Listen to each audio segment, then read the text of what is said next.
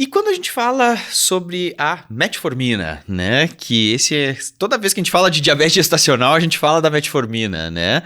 Qual que é o espaço, né, atual que a gente tem para o uso da metformina na gestação? Quais seriam aqueles casos em que a metformina poderia ser indicada, poderia ser utilizada? Então a primeira coisa que eu tenho que dizer para o pessoal que está ouvindo a gente, assistindo a gente, é que a metformina não é liberada pela Anvisa. Ela é liberada pelo FDA, mas não é liberada pela Anvisa, tá? Mas a gente pode utilizá-la no Brasil, mas a gente tem algumas situações específicas para isso. Então, a primeira medicação para tratamento do diabetes gestacional é insulina. Quando que a gente vai considerar metformina? E para considerar metformina, a gente precisa de uma assinatura de termo de consentimento dessa paciente.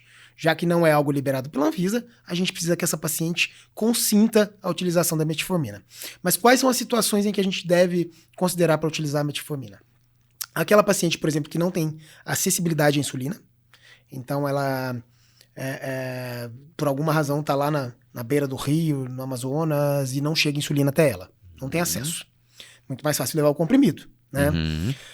O segundo grupo é aquele grupo que tem a insulina, mas erra muito na administração. Mesmo que você oriente, ela sempre erra. E às vezes aplica mais, aplica menos, né? Então, ela tem esse erro de administração que pode combinar, por exemplo, com uma hipoglicemia grave e esse feto irá a óbito intraútero. Então, nesses casos também, se existe muito erro na administração de insulina, também a gente não deve considerar. O risco se torna maior que o benefício, O né? risco se torna maior do que o benefício.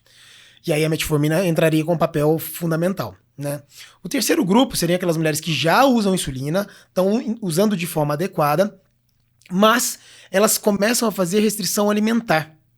Então elas começam a restringir tanto a alimentação, mesmo que você oriente, que não pode fazer restrição alimentar, elas fazem uma restrição alimentar tão absurda para tentar manter os controles glicêmicos e às vezes tirar a insulina, né?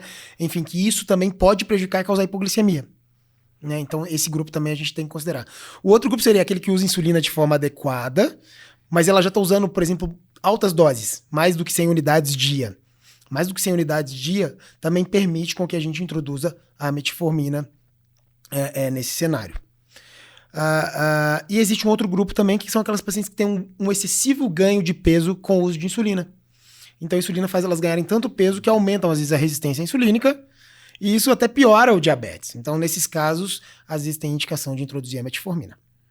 Boa. E a metformina, na verdade, o grande problema dela é a falta de estudos a longo prazo, né? A longo prazo. Mas a curto e médio prazo a gente já tem, né? A gente de segurança, né? De segurança. De segurança. Então, a gente já tem uma tranquilidade de uso aí bem maior.